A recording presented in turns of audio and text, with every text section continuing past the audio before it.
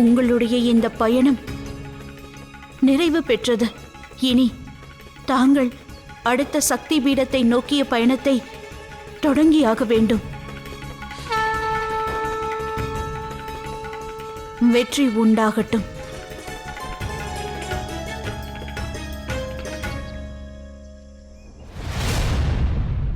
தாங்கள் என்ன கூறுகிறீர்கள் மகாதேவா? தங்களுக்கும் ஸ்ரீகிருஷ்ணருக்கும் இடையே யுத்தமா? ஆம் நந்தி. ஸ்ரீகிருஷ்ணர் பிரபஞ்சத்தை ரட்சிக்கும் நாராயணரின் மறுரூபம். பிரபஞ்சத்தை என்றும் ரட்சிக்கும் கடமை அவருக்கு உண்டு.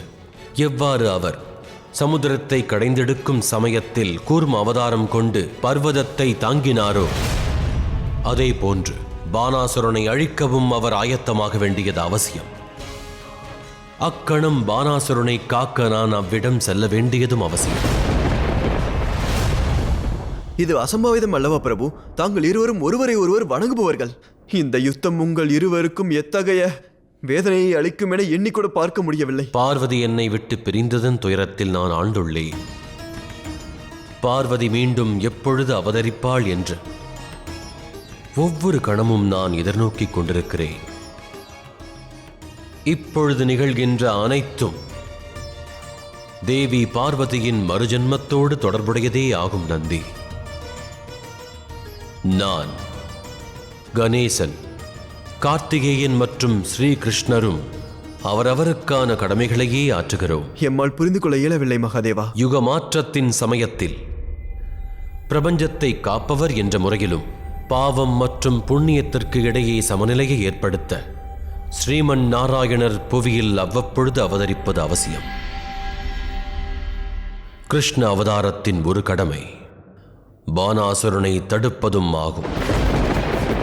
பானாசுரனை எதிர்த்து ஸ்ரீகிருஷ்ணன் நிகழ்த்தவிருக்கும் இந்த யுத்தம் இப்பிரபஞ்சத்திலிருந்து தீய சக்திகள் அனைத்தையும் அடியோடு அழிக்கும் நோக்கமாகும். அதன் பிறகு பார்வதி தேவி மீண்டும் அவதரிப்பாள். இனி என்ன நிகழப் போகிறது மகாதேவா? பானாசுரன் மகாகாளியின் தூதுவன் ஸ்ரீகிருஷ்ணரின் எச்சரிக்கையை கண்டுகொள்ளவில்லை. இனி அவன் மகாகாளியின் குரோதத்தை எதிர்கொண்டே ஆக வேண்டும்.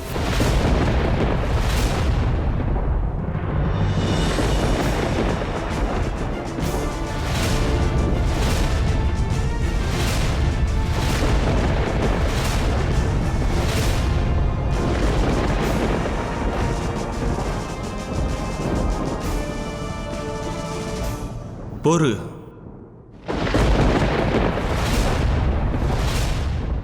என்னவாயிற்று துவாரகை மன்னா? சங்கொலி கேட்பதற்கு முன்பாகவே தாங்கள் கீழடங்கி விட்டீர்களா? கீழடங்குவது என்பதை நீ முழுமையாக அறிந்திருந்தாய் என்றால் யுத்தமானது இப்பொழுது தோன்றியே இருக்காது. நீ மகாதேவரின் பக்தனாவாய். மகாதேவர் பால் கொண்டுள்ள பக்தியினால் நீ கீழடங்கி இருந்தால் இப்படி தீய செயல்களை அல்ல, நற்செயல்கள் புரிந்து முக்தியடைந்திருப்பாய். மகா காளி உன்னை அவரது வாழ்வில் மிக முக்கியமான உன்னதமான சடங்காம் ஆனந்த தாண்டவத்தில் இசையமைக்கும் வாய்ப்பை உனக்கு அளித்தார். ஆனால் நீயோ அவருக்கு நன்றி கடன் செலுத்துவதற்கு பதிலாக தேவி பார்வதி உனக்களித்த மரியாதையை, அவரது கருணையையும் தவறாக பயன்படுத்தி அவர் அளித்த வரத்தையே தவறாக பயன்படுத்திவிட்டாய். நீ நினைத்திருந்தால் இந்த 1000 புஜங்களால் ஆயுதம் ஏந்துவதற்கு பதிலாக மகாதேவர் மற்றும் மகா காளியை வணங்கியிருப்பாய். ஆனால் உனக்கு நன்மை மற்றும் தீமைக்கு இடையில் வேறுபாடு புரியவில்லை. இப்பொழுது இந்த யுத்தம் உன்னுடைய அழிவிற்கான ஆரம்பமாகும் பானாசுரா. நான் இப்பொழுது உன்னிடம் கீழடங்குவதை பற்றி உரையாடுவதற்காக உன்னை தடுக்கவில்லை பானாசுரா. இந்த யுத்தத்தில் என்னுடன் பங்கு கொள்ளப் போகிறவர்கள் யார் யார் என்பதை காண்பிக்கவே நான் நிறுத்தினேன்.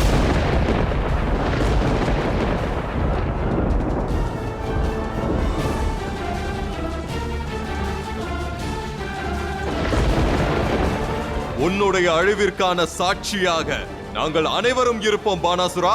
தேவலோகத்தை பறிகொடுத்த பிறகும் கூட நீங்கள் தேவர்கள் அனைவரும் என்னை எதிர்க்கவே துணிந்து வந்துள்ளீர்களா? நீயும் மற்ற தேவர்களும் என்னிடம் மோதி அவமானப்படுவதை மிகவும் மிகவும் நேசிப்பதாக நான் நினைக்கிறேன் இந்திரா. உனது பலமும் இந்த அகங்காரமும் உனது கண்களை மறைக்கிறது பானாசுரா.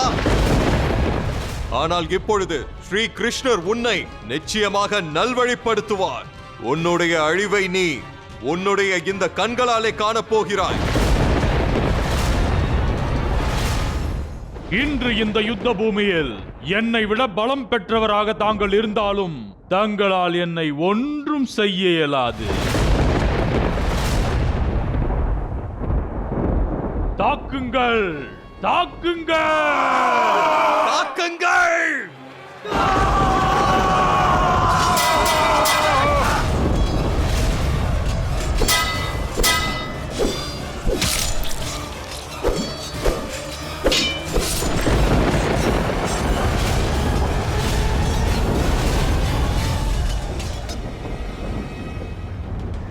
கடந்த முறை நான் உன்னை சந்தித்த பொழுது நீ கைலாயத்தின் விருந்தினராக இருந்தாய். ஆனால் இம்முறை நான் உன்னை விடப் போவதில்லை பானாசுரா.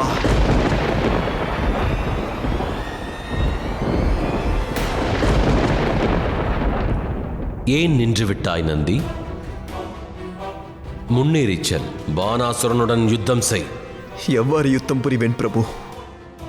பானாசுரனை காப்பதற்காக தாங்கள் கடமைப்பட்டுள்ளீர்கள் என்பதை அறிந்தும் நான் எப்படி செல்வேன்? நீ உரைத்தது உச்சிதம். எனினும் நீயும் கைலாயம் வசமிருக்கும் அனைத்து கணங்களும் தன்னிச்சையானவர்களே.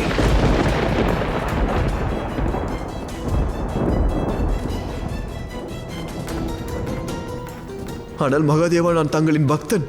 என்னுடைய எண்ணமானது என்றும் இதனை செய்ய அனுமதிக்காது. இந்த யுத்தத்தில் பங்கு பெறுவது நான் தங்கள் மீது கொண்ட பக்தியை அவமதிப்பதாகும். அது முறையற்றது மகாதேவா.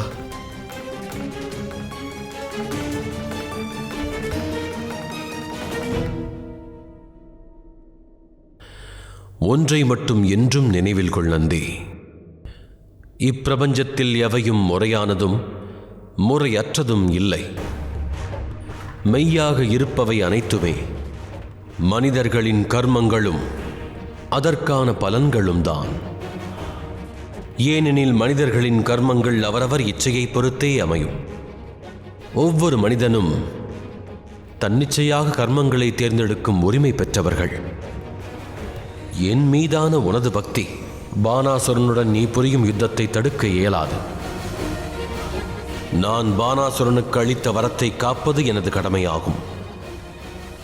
உன்னுடைய கர்மமும் அதற்கான பலனும் தான் பானாசுரனுடன் நீ யுத்தம் புரிய வேண்டியது.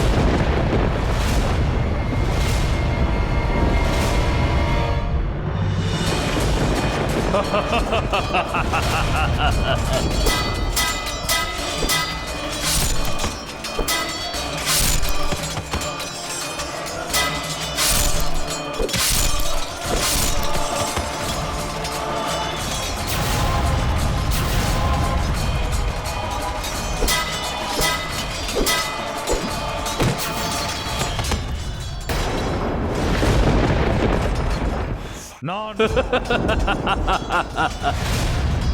ஓஹோ, உன்னை பார்த்தால் கவலையாக இருக்கிறது. முதலில் நீ தேவலோகத்தை இழந்தாய், ஆனால் இப்பொழுது உன் மானத்தையும் இழந்து விடுவாய். இதற்கு முன்பு உனக்கு ஆபத்தோ பிரச்சனையோ ஏற்பட்டால் நீ மகாகாளி மற்றும் மகாதேவியின் உதவியை நாடி கைலாயத்திற்கே சென்று வந்தாய். ஆனால் இப்பொழுது உன்னால் அதையும் செய்ய இயலாது. கூறு இந்திரதேவா, இப்பொழுது என்ன செய்வாய்? இப்பொழுதும் நீ மகாதேவர் மற்றும் மகாகாளியின் மகிமையை புரிந்து கொள்ளவில்லை பானாசுரா. அவர்களின் ஆனந்த தாண்டவத்தின் சாட்சியாக நீ இருந்தாய். ஆனால் நீ ஒன்றை புரிந்து கொள்ளவில்லை. இந்த பிரபஞ்சமும் படைப்புகளும் வேறொன்றுமில்லை, சிவன் மற்றும் சக்தியின் நடனத்தினால் உருவான சக்தியின் பலன்தான் அவை. இந்த பிரபஞ்சம் முழுவதும் இந்த போரில் பங்கு கொள்வதற்கு வெகு நேரம் ஆகாது பானாசுரா. இயற்கையின் பாதுகாப்பிற்காக தன் சக்திகள் அனைத்தையும் ஒன்று திரட்டி இந்த போரில் பங்கு கொள்வதற்கு தயாராக உள்ளது. அதை விரைவிலேயே உனது கண்களாலேயே நீ காணப்போகிறாய் பானாசுரா.